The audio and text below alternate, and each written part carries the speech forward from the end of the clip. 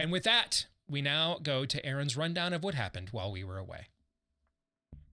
What happened while we were away, brought to you by 10% for the big guy. The UK Daily Mail has an exclusive story about financial records indicating Joe Biden had at one point $5.2 million in unexplained income.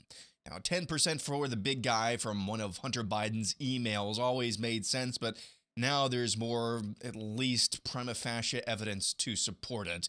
The Daily Mail report also says the elder Biden agreed to pay his son's legal fees for his deal with a Chinese-controlled company, contradicting the Biden's insistence Joe had nothing to do with Hunter's overseas business dealings. Speaking of Biden, he's told lawmakers he's considering different options to forgive most or all student loan debt.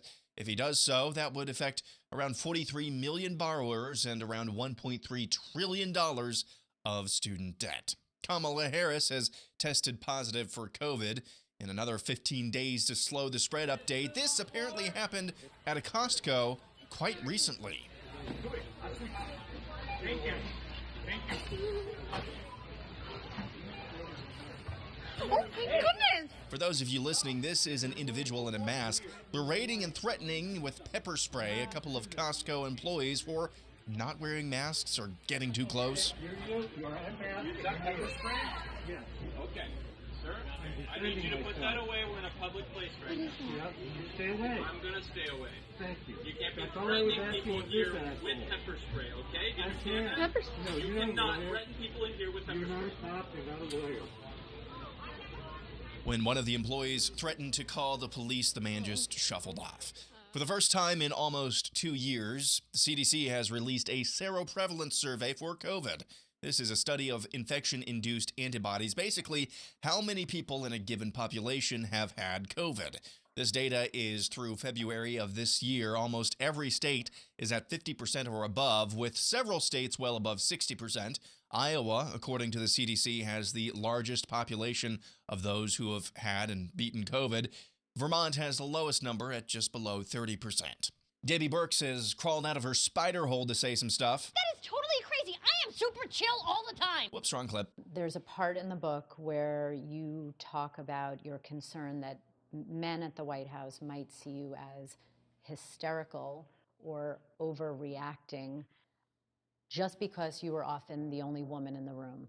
People say to me, you're being too direct, you're being too pushy. They'll often use the B word. But remember, I've worked on pandemics where people's lives are at stake. And so I feel like if you have to say things over and over again and more forcefully each time and really say we've got to do this differently because this is what still is happening, that is not being the B word. In other news, YouTuber Tim Pool purchased a billboard in Times Square in New York City to send a message to the Washington Post. For those of you listening, the digital billboard spells out the words, "Hey WAPO, democracy dies in darkness. That's why we're shining a light on you.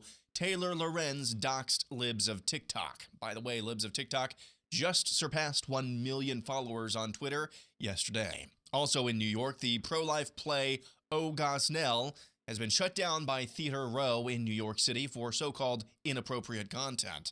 Harvard has canceled a planned speech by feminist, poet, and philosopher Devin Buckley because she believes men should not be housed in the same prisons as women. Employees at Amazon took part in a therapy session for trauma caused by the Daily Wire's Matt Walsh and his #1 best-selling children's book, Johnny the Walrus.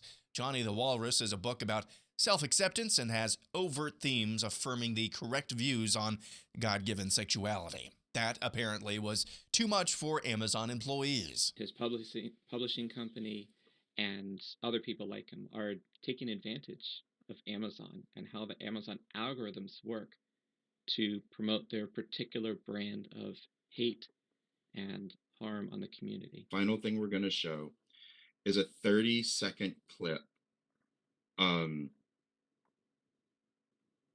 Brace yourself. of Matt Walsh, and I want you to brace yourselves, of Matt Walsh reading his book. Amazon has since moved the children's book into the politics section. And finally, an update from inside Twitter jail with the Babylon Bee. We got thrown in here for a pretty terrible crime. We gave Rachel Levine our Man of the Year award. We were just trying to honor such a great man. Pretty heinous, right? But we're making do. You know, we've even been able to continue publishing articles with this laptop that someone left here in Twitter jail. As you can see, my time in the big house has really hardened me. I've got tattoos now. I got this teardrop for owning a lib. I got a skull on my neck. And they even made me get the Always Maxi Pads logo on my arm. I went ahead and made this shiv out of a Carmen CD. But don't worry, I've got a plan to get out. I'm digging a tunnel behind this poster. As soon as I finish it, I'll be as free as the Taliban, Vladimir Putin, Kathy Griffin, the Chinese government, and all the other wonderful people who are still out on Twitter. And that's what happened while we were away.